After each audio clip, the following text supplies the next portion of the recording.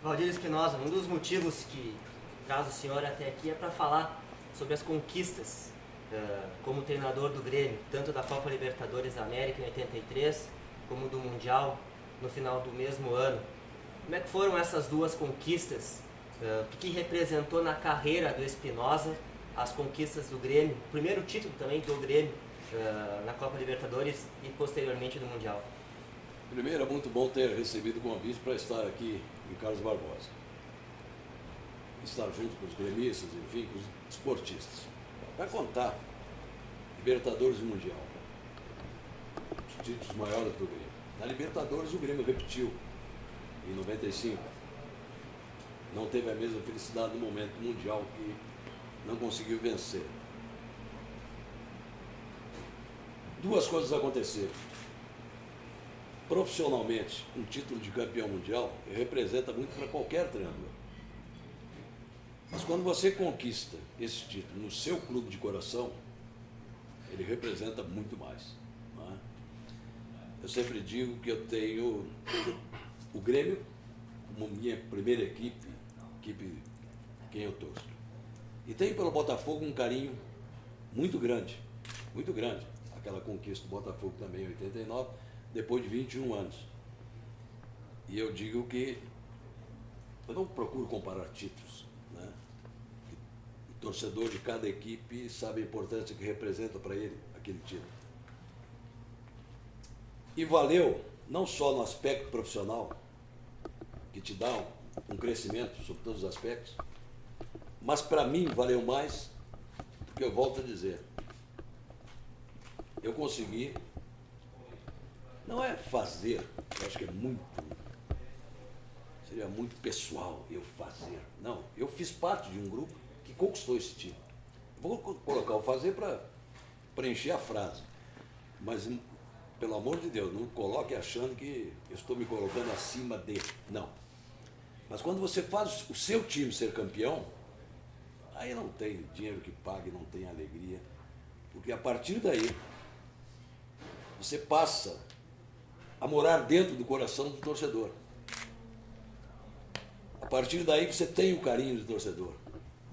Enfim, então, e aí eu sinto aquilo que o torcedor sente, porque eu sou um campeão do mundo como treinador e sou um campeão do mundo como torcedor. Qual das duas competições foi a mais difícil da conquista? A Libertadores em cima do Peñarol ou o Mundial em cima do Hamburgo? Posso meter o pitaco só para complementar? Bom. O time que ganhou a Libertadores foi o mesmo que ganhou o Mundial? O que mudou? Não. Nós tínhamos na Libertadores uma equipe, e é interessante que essa equipe do Grêmio na Libertadores ela foi formada durante a competição. Nós iniciamos uma competição com uma equipe, e aí fomos mudando. Nós mudamos o goleiro, chegou o Mazzaropi depois, nós mudamos o lateral direito, colocamos o Paulo Roberto, era o Silmar, que era São Borja. Nós não tínhamos o Baidé como titular, passou a ser titular. E aí outros jogadores foram colocados. Então, dentro da Libertadores, essa equipe foi se formando. E para chegar ao Mundial, título disputado em um jogo, havia necessidade de conquistar uma Libertadores. E eu sempre tenho dito uma coisa. O título da Libertadores de ontem, né, daquela época, e o de hoje, eles têm o mesmo valor. É campeão de Libertadores. Só que, um pequeno, grande detalhe, a dificuldade ontem era muito maior que a de hoje. Se você olhar o time do Peñarol, pronto, vamos falar do Peñarol, que nós decidimos, era a seleção uruguaia. Era um time extraordinário. Aliás, naquela oportunidade, o Peñarol tinha muito mais experiência em termos internacionais do que o Grêmio. Não é? Volto a dizer, o campeão de ontem e de hoje tem o mesmo valor. Mas, digo, se você olhar o grau de dificuldade era maior. Pela qualidade técnica, pela qualidade da pancada. A televisão não estava em cima mostrando tudo. A televisão não estava em cima mostrando. Então, tudo isso mostra que a dificuldade era maior. E aí sim, aí nós fomos para o Mundial e a primeira perda foi do Tita, um jogador importantíssimo na Libertadores, e o Tita voltava para o Flamengo. Porque naquela oportunidade o Zico saía e o sonho do Tita era ser o número 10 do Flamengo, né? Então ele voltou para o Flamengo e abriu um espaço quando surgiu então a oportunidade de trazer o Mário Sérgio, técnico excepcional, para mim um dos maiores jogadores, com quem eu joguei no Vitória e depois o treinei no Grêmio e continua sendo um amigo espetacular. Aí veio o Paulo César, aí eu acho que essas duas contratações que nós fizemos. Aí a equipe já estava se armando, já estava se conhecendo, enfim, e se formando para o jogo final daquele Mundial. Dentro da parte de bastidores, dá para se dizer assim, o Grêmio, antes de ir para o Mundial em Tóquio, ele ficou um período em Gramado, se não me engano, concentrado. E tem figuras que não eram muito fáceis de tomar conta. Renato Portaluppi. Já sei onde ele vai chegar. Renato Portaluppi, Paulo César Caju e até o Mário Sérgio. Com a famosa história de dar o tiro para cima na concentração. Como é que foi tentar encaixar todos esses elementos dentro de uma concentração, sendo que nenhum deles era muito adepto a essa concentração, Espinosa? É fácil, é entender, é conversar com eles e olho no olho. Aqui, olho no olho. Sem bobagem, não manda recado, vai lá e diz. Aliás, o tiro não foi para cima não, hein? Olha, numa brincadeira, né? E o Mário, quando chegou, o Renato e o Paulo Roberto batiam nele toda hora, no final do treino, de brincadeira. E o Mário nem se mexia. E o Mário, eu só dizia, vocês não conhecem o Mário, cuidado. E o Mário dizia, Espinosa, eu digo, estou avisando vocês. Vamos para a concentração, estamos em Gramado. No hotel, todo mundo já tinha jantado e o De Leon saiu, armação do Mário Sérgio. O Mário Sérgio já estava no meio do mato. E o De Leon saiu com o Renato e o Paulo Roberto. E foram andando, levando em direção ao Mário Sérgio. Quando eles viram, de noite, o Mário Sérgio levanta e mete 2 tiros. E o Mário atirava muito bem. Porque atirar para cima, tu olha assim, já está atirando para cima. Mas, meu irmão, de noite, uma arma apontada para ti, tu achar que... Em 1 segundo, eu nunca vi, eles devem ter batido o recorde mundial. Deu o tiro e eles entraram correndo. Ele é louco, ele é louco, ele é louco. Aí o Mário chegou e disse, Espinosa, eu tinha avisado, né? Pô, apanhei, eu não quero mais apanhar. Toma, deixa o revólver aí. Vai ser revólver, quarto e tal. Mas havia um entendimento muito grande entre nós. Entende? Mesmo que tenha atenção, hein? Esse tipo de brincadeira não é para ser feito, pelo amor de Deus. Não vamos começar a achar que é brincadeira e cada um sair dando tiro adoidado. Entende? Mas havia um carinho entre todos nós e um respeito muito grande. Que eu digo uma coisa, o comandante não precisa estar um degrau acima para comandar. O bom comandante é aquele que comanda no mesmo degrau. Agora, atenção, não deixe que alguém fique acima de ti também, porque aí não existe comando. Se a gente voltar, não sei se o Juca tem ainda mais alguma pergunta da parte da Libertadores. Recentemente eu tive a oportunidade de conversar com o Mazzaropi, numa visita dele, onde eu trabalhava, e perguntei para ele qual era o jogo mais importante dentro do caminho da conquista da Libertadores. E eu esperava dele a resposta do jogo contra o Peñarol, por ser a final, representar o título. E ele me disse que não era. Ele disse que para ele, o jogo contra o América de Cali, naquela tarde fria de Porto Alegre, e ele ter defendido o pênalti, era a partida mais emblemática daquela campanha. Tu concordas com isso? Porque foi uma partida que o Grêmio precisava vencer e teria o pênalti contra. Foi a mais importante dentro dessa caminhada, claro, fora do título? Eu acho que todas têm uma importância. Tem a Batalha de La Plata também? Tem a Batalha de La Plata, tem a altitude de La Paz, tem o Flamengo, que tinha Zico, que tinha Júnior, que tinha... que timaço aquele do Flamengo. Era campeão brasileiro. Né? E a estreia foi com o Flamengo em casa. E a estreia foi com o Flamengo em casa. Eu estava lá. Foi empate. 1-1. 1-1. Gol de Leão. Exato. Então, existiam dificuldades, existiam adversários a serem superados e as dificuldades a serem vencidas. Então, cada jogo teve uma dificuldade que se apresentou. Nesse do América, realmente foi. Porque, se não ganhássemos aquele jogo, a classificação estaria indo por água abaixo. E naquele momento de uma penalidade, a possibilidade de você defender, ela é menor do que do atacante executar. E aí o Mazzaropi fez uma defesa espetacular. Aliás, ele não fez só defesa espetacular nesse jogo. Nesse jogo ele defendeu um pênalti, mas ele fez defesas espetaculares em todos os jogos que nós jogamos. Para a final, para o Mundial com o Hamburgo, se fosse ver o Hamburgo jogar, depois de ver o time jogar, mudou algo no esquema que tu tinha, no Grêmio? Quando nós fomos assistir o Hamburgo, e eu fui com o preparador físico, o Iton Fritz,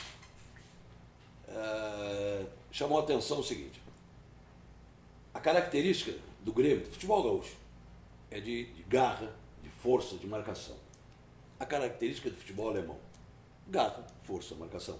Só que, nesse item, eles tinham uma qualidade muito maior do que a nossa, sobre todos os aspectos, sobre o aspecto físico, sobre altura, enfim. Se nós fôssemos jogar garra contra garra, nós estávamos inferiorizados. Bater na parede. E ganhariam eles. Nós tínhamos que contrariar isso. Como? Colocando técnica. Não abdicando da garra, mas colocando técnica. Por isso, na pedido de contratação do Mário Sérgio, que daria essa qualificação. E aí me foi oferecido o Paulo César. Aumentava a qualidade técnica. Então, realmente,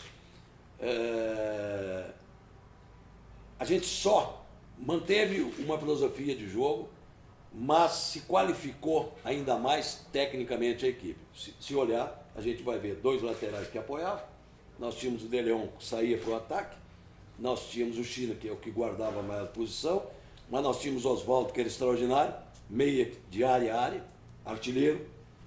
Aí nós tínhamos o Renato e Tarcísio, velocidade na frente, e individualmente espetaculares.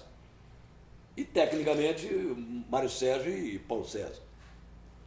Vamos colocar o Baidec do zagueiro também, e o Mazarop, enfim. Então você vê que era uma equipe que tecnicamente era muito boa, e aí sim, aí nós passamos a ter condições de vencer a equipe do Hamburgo, porque aí nós mantivemos a garra, tradição de Grêmio, futebol gaúcho, e colocamos uma técnica que realmente era algo que até se tinha, mas não da maneira como tinha aquele time do Grêmio. Quais são as imagens que mais vêm à sua mente da Libertadores e do Mundial? Da Libertadores, sempre é o momento final de jogo, é o momento da conquista, né?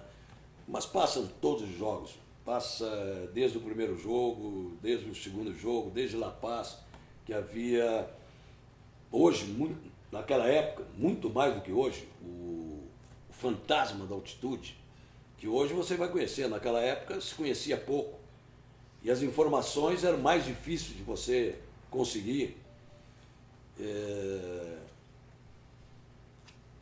Você tinha La Plata, história de La Plata. Olha, para mim é o momento mais difícil da minha vida, da minha carreira, porque ali não era perder um jogo, era perder a vida. O couro estava em risco ali, né? Era de perder a vida, o risco ali era de perder a vida. E todos que estavam lá sentiram exatamente isso. Não é que uma pessoa, outra, até a imprensa que lá estava, sentiu a dificuldade daquele momento. Era um clima de guerra, literalmente. Guerra total, guerra total. Aí nós tivemos, depois o jogo do América de Cali. E ainda ficamos dependendo do América de Cali contra Estudiantes. Foi um dos momentos mais difíceis da Libertadores, nós não estávamos jogando. Foi angústia. Nós ficamos de fora, torcendo para o América de Cali. E o América de Cali não tinha mais nada a ver na competição. Só o Estudiante jogava a valer. Então, ali, porque vai entregar, porque não vai entregar, porque isso, não vai ter a mesma vontade. Cara, foi o maior sofrimento da Libertadores num jogo que o Grêmio não jogou. E aí o América de Cali ganhou e nós nos classificamos. E aí nós fomos para a final com o Penharol, marcou. E o final do Mundial, eu tenho dito que o momento que mais marcou, tirando o apito final, foi quando termina o jogo, empate, antes de ir para a prorrogação, e ali estavam os jogadores, deitados, fazendo massagem e tal, e eu imaginando que fosse falar para os jogadores, momento de 5 minutos que você tem 30 para jogar, enfim, o que vai ser dito, o que vai ser dito. O De Leon diz assim, posso falar? Eu digo, pode. Ele diz assim, até porque a jogada mais forte dos alemães era a bola aérea. O gol que eles fizeram foi de bola aérea. O De Leon diz assim, ninguém mais vai cabecear na área. Ao que o Renato completa. Segure lá atrás que eu decido lá na frente. Ao que eu termino, não tenho mais nada a falar. Vamos embora pro jogo. Não tinha o que falar mesmo. Falaste antes que a Libertadores, conquistar ela em 83 e conquistar ela hoje em dia, ela é igual. O valor é igual. Mas que diferenças há desse processo de 83 para agora? Seja de futebol jogada Libertadores, claro que hoje a televisão ajuda muito na divulgação das imagens, mas em termos de futebol, é muito parecido ou tu acha que continua sendo igual, Espinosa? Não, a diferença é muito grande. Se você pegar a escalação das equipes que disputavam a Libertadores naquela época, tecnicamente, não tinha nem comparação. Jogadores de nível extraordinário. Se você, com todo respeito, é só você olhar o futebol de ontem com o futebol de hoje. O futebol de ontem, tecnicamente, era espetacular. O de hoje é uma correria. Chuta para frente e sai atrás, correndo atrás. Por quê? Porque não tem a qualidade técnica que nós tínhamos ontem. Você não tem Renato, você não tem mais Oswaldo, você não tem Mário Sérgio, você não tem De Leon. Na sua opinião, por que o futebol evoluiu para isso? Para isso? Por vários aspectos. Primeiro, porque nós não cobramos o espetáculo. Quando diz espetáculo, a gente imagina que seja espetáculo é botar a bola na cabeça e sair fazendo embaixada. Mas nada disso.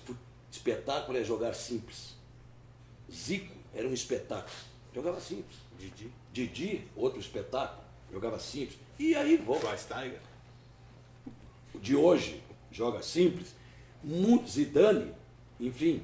Só que hoje não se cobra. Hoje não se cobra isso. A gente cobra resultado. Uma parte.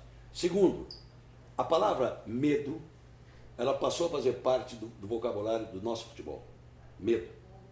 E o medo fez com que nós fôssemos colocando as equipes para trás, para defender. Só para dar uma ideia, hoje, sábado e domingo para mim é um dia para mim espetacular.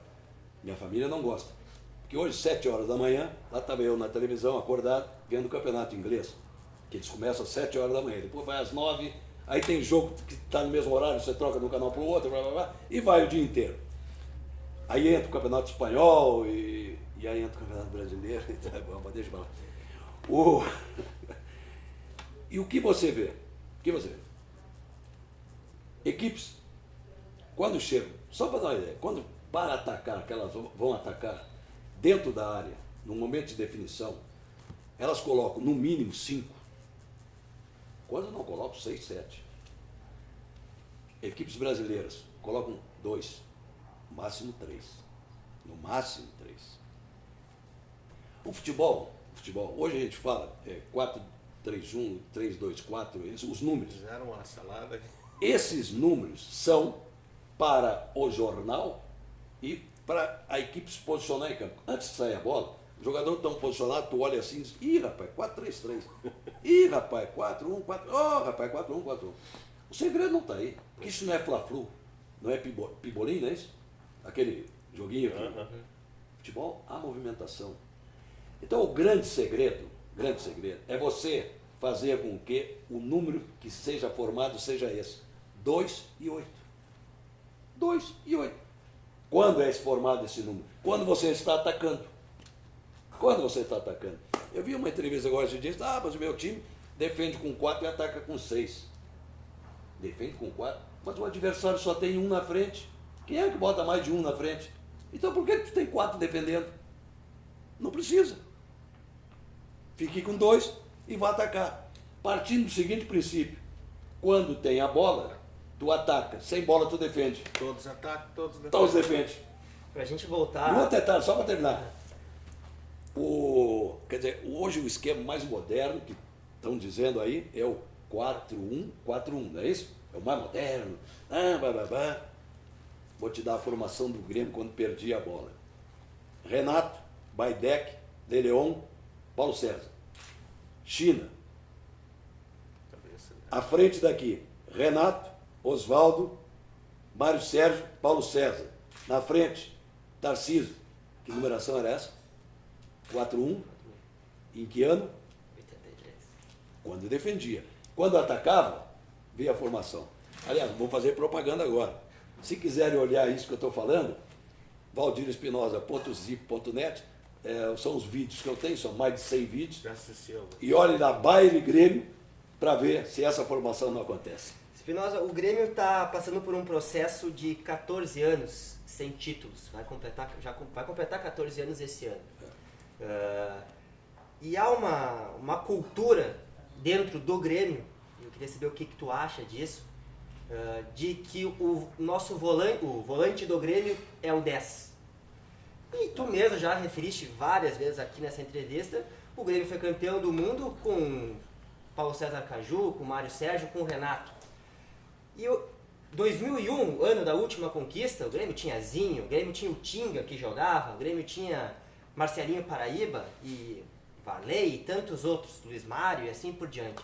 Por que o Grêmio tem dentro da sua torcida e até mesmo das direções que assumiram o clube essa filosofia de que tem que defender, que tem que botar a bunda no chão, como se diz popularmente, para ser campeão?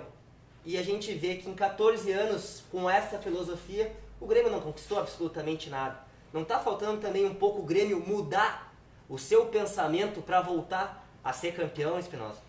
Eu não diria que isso é só do Grêmio, eu diria que é do futebol brasileiro. Mas como gremista, eu queria que o Grêmio partisse na frente, largasse ele, Grêmio, na frente, para que ele fosse campeão brasileiro novamente, para que ele fosse tricampeão da Libertadores e bicampeão mundial.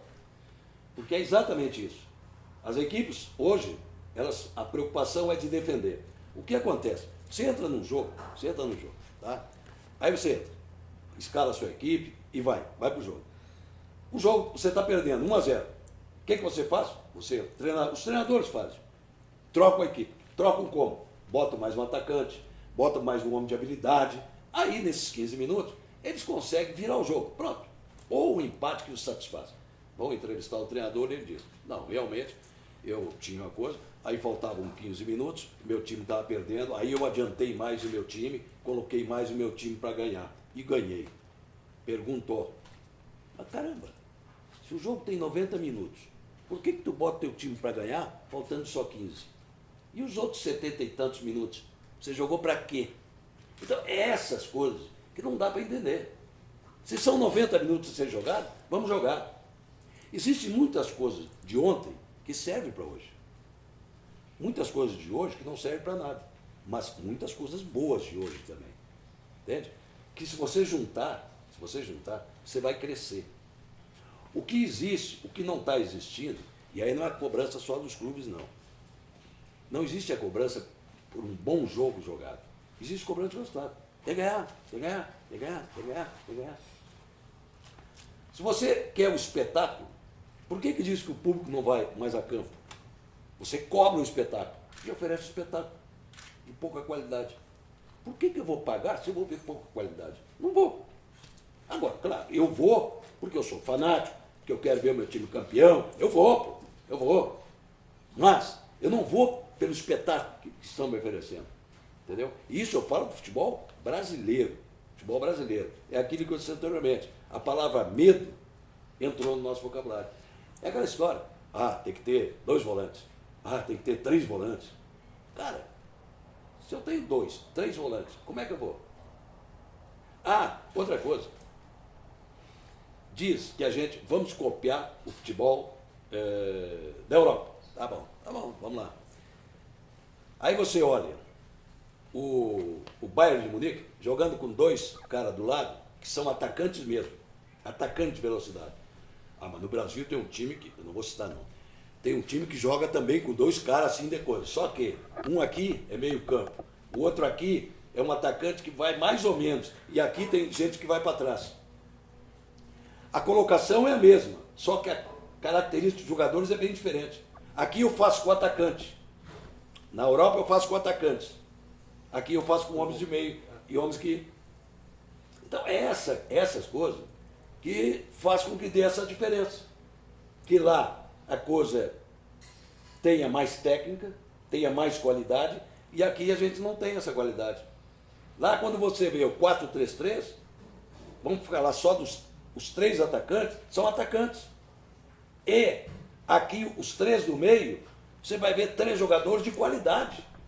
Aqui 4-3-3, quando colocado é assim, 2 volantes que marcam, um aqui que vai tentar armar, dos lados 2 homens de meio campo e um atacante só.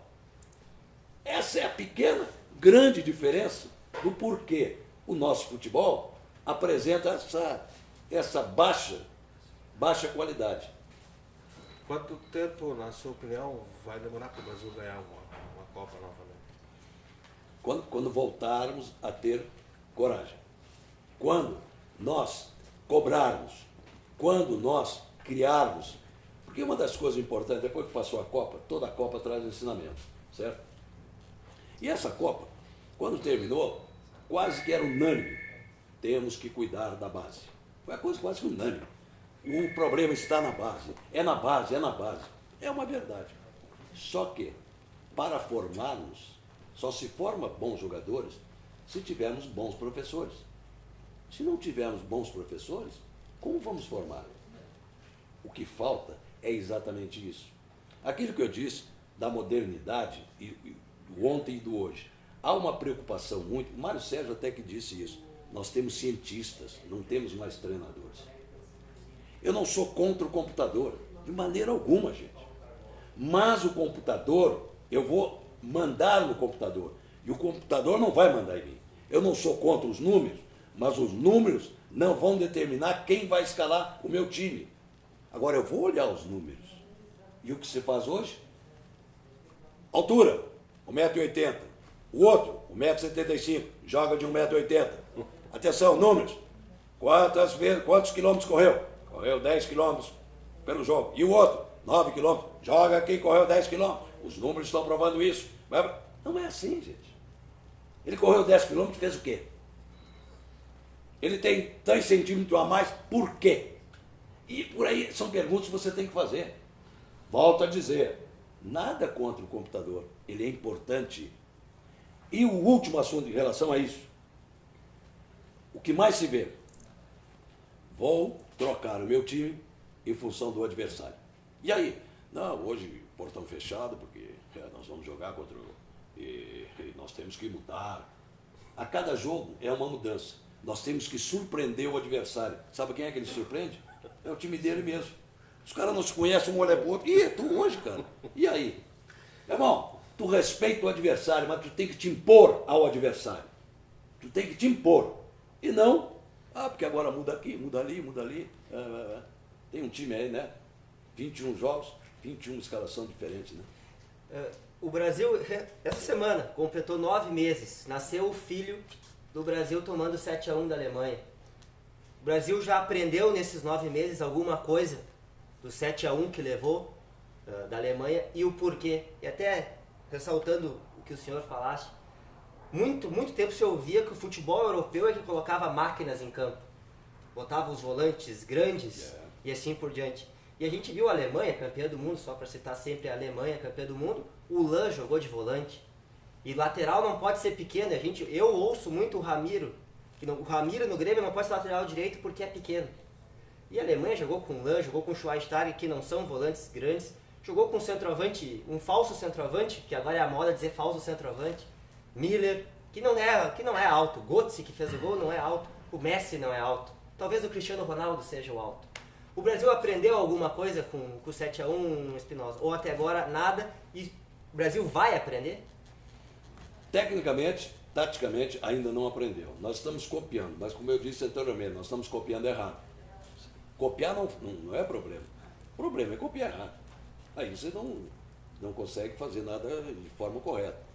Isso é um aspecto. Eu acho que a gente mudou numa coisa. Eu acho que a gente está vendo até mais seriedade na disputa. Até me chamou a atenção que na Copa do Mundo a gente foi muito tá? Onde é que vai? Tem que ir lá ver meu filho. Tem que ir lá ver minha mãe. Tem que ver minha mãe. Chegou a família toda aí. Chegava toda a família e tal. Gente, era uma Copa do Mundo. Não era um joguinho de pelada. Era uma Copa do Mundo. Ah, mas em casa. Os alemães estavam na praia. Não interessa os alemães. A cultura deles é diferente. A cabeça deles é diferente. A gente tinha que estar focado e não desviar o foco. E o que me surpreendia é que o Filipão, né, que eu tenho um respeito muito grande, eu acho que ele não conseguiu dominar isso aí. Porque a força, não só no aspecto tático, técnico que ele tem e conhecimento, ele tem força em cima desse foco. E esse foco foi perdido. E isso fez com que? Tá tudo muito bem. Primeiro apertão que der, já começaram a chorar. Porque ouviram do Ipiranga. Eu adoro o hino nacional, me ponho de pé, bababá. Mas caramba, meu irmão. Não é isso que ganha o jogo. Não adianta abraçar. Não adianta abraçar. Vamos lá, vamos lá, vamos lá. Vamos lá, não, eu quero ver lá dentro de campo. Não adianta eu sentar na bola e depois chorar. Entende? Essas coisas é que tem que mudar. E aí, taticamente, nós temos que realmente dizer, reconhecer o que nós fizemos. E a gente tem que ser cobrado. A cobrança existe somente em cima de resultado. Eu não vejo se cobrar taticamente. Até porque pouco se fala taticamente. Se tu olhar, existem discussões, até muitos se levando para o humor, tá? E eu não condeno, até eu acho bacana em determinados momentos, mas algumas análises são só na base do humor, outras são só na base da porrada, sem ter um objetivo que venha a acrescentar. Então tudo isso tem que ser cuidado, certo? Tem que ser cuidado. E os treinadores, o que está fazendo falta, porque existe algumas congressos, enfim, os treinadores sentarem, conversarem, e ao término dessa conversa, mostrar para a imprensa, olha, isso ficou decidido. A partir de agora, esse será o caminho a ser tomado. Não adianta sentar e dizer, pois é, que legal, pô, que bacana, e o vinho, como é que tá? Pô, a safra foi legal, pô, falando em vinho, coisa melhor aqui. Por falar em vinho, o que deu no esportivo aí? Ali o problema, eu tenho um carinho muito grande, você sabe, por Bento e esportivo, mas ali, por menor que seja o investimento, o projeto, você tem que ter um investimento para que você alcance esse projeto. E havia uma dificuldade no aspecto financeiro, certo? Então, o objetivo maior, um objetivo grande, você tem um custo maior. O objetivo menor, você tem um custo menor. E havia uma dificuldade no aspecto financeiro. E havendo essa dificuldade, não tinha como as coisas se desenvolverem. E aí não tinha porque de eu continuar dentro dessa... Vai voltar para o Rio agora. Terça-feira eu estou voltando para o Rio. E o futebol carioca? O que tem de diferente do gaúcho? Até complementando, a gente está vendo agora, recentemente, uma briga da Federação Carioca com Fluminense e Flamengo. Os dois clubes brigando com a Federação, até o Luxemburgo botando um esparadrapo na boca. E se está voltando a se querer, ao invés de estaduais, Copa Sul Minas, Rio São Paulo. Claro, a pergunta do Juca, da questão de diferença do futebol gaúcho e carioca. Mas eu queria saber a tua opinião também sobre esse momento do futebol brasileiro de tentar repensar os estaduais e voltar a ter essas Copas. O estadual é charmoso. Ser campeão estadual, caramba, para aí. Tem o seu charme. Vamos aqui entre nós. É bater o teu rival, é bater o Inter, né? Então, quer coisa melhor, pô? Isso é a primeira briga, é uma briga direta que a gente tem. Assim como é São Paulo, assim como é Rio, assim como é Minas, né? Claro que aqui e Minas fica restrito a 2, então a briga é mais direta, né? O prazer é maior, né? No Rio tu já divide, são 4 e tal, então tu divide mais. Mas eu fui campeão no Rio também, como é gostoso. Eu acho que o regional ele tem que existir. O que eu me bato é exatamente isso. O que tem que melhorar é a qualidade técnica do espetáculo. Isso é que tem que melhorar. E isso você vai melhorar lá na base. Agora, não adianta dizer é lá na base. Isso se ouviu depois da Copa. O problema é lá na base. E o problema é lá na base. Solução, lá na base. E ninguém dizia. Eu digo a solução. Não que eu seja melhor que ninguém, de maneira alguma. Mas a solução é o seguinte. Posso até estar errado. A solução é o seguinte. é ensinar. É ensinar. É treinar. Hoje em dia, nós estamos tratando o jogador de futebol, aqui no Brasil, mimado, nenezinho. Não pode. Cuidado. Vai cansar. Não pode jogar quarta e domingo, cansa muito. Não chuta a bola porque vai cansar, vai machucar. Aí tu trata ele durante a semana como um garotinho mimado. Chega no jogo, tu quer que ele seja guerreiro. Tem que ser guerreiro e tal. Mas como que ele vai ser guerreiro, cara? Se tu tratou ele como um garotinho mimado, não pode, vai cansar, não faz, quer que ele vá para a luta? Eu aprendi uma coisa, não sei nem quem, o autor dessa frase, não sei, mas eu aprendi. Treino é jogo, e jogo é guerra. Atenção, guerra não é dar soco, pontapé, carrinho, voadora, não é nada disso. Guerra pela bola. Guerra pela bola, pelo empenho, pela dedicação, pela vontade. Certo? Então, é isso que nós temos que ter. Agora, ensinar para os garotos. Ensinar. Tu tem que ensinar o garoto a cruzar. Tem que ensinar o garoto a cruzar. Vou citar o nome de um jogador, que é do Grêmio, que é o Pará. Não pode reclamar do amor dele à camisa. Tu não pode reclamar da dedicação dele. Tu não pode reclamar. Mas tu reclama que ele não acertava um cruzamento, pô, durante 3 anos, ou 4 que ele teve no Grêmio. Isso pode reclamar. Agora, pergunto eu, se ele tivesse, a cada dia, feito 5 cruzamentos por dia, será que no segundo ano ele não estava acertando o cruzamento? É impossível que não tivesse. Agora, treinou? Claro que não. E o Grêmio hoje, Espinosa? O Grêmio do Felipão, o que tu tá achando desse time do Grêmio? Tu acha que, por exemplo, tem o Cebola que jogou um jogo, a gente não sabe nem se vai ficar para o restante do ano, mas as perspectivas do Grêmio na visão do Valdir Espinosa, como é que tu tá enxergando esse Grêmio nessa fase do Campeonato Gaúcho? Acha que dá para ser campeão ou vai passar mais um ano sem título? Eu acho que esse título é o seguinte, que eu como torcedor, eu acho o gauchão muito importante, mas eu não quero mais só o gauchão.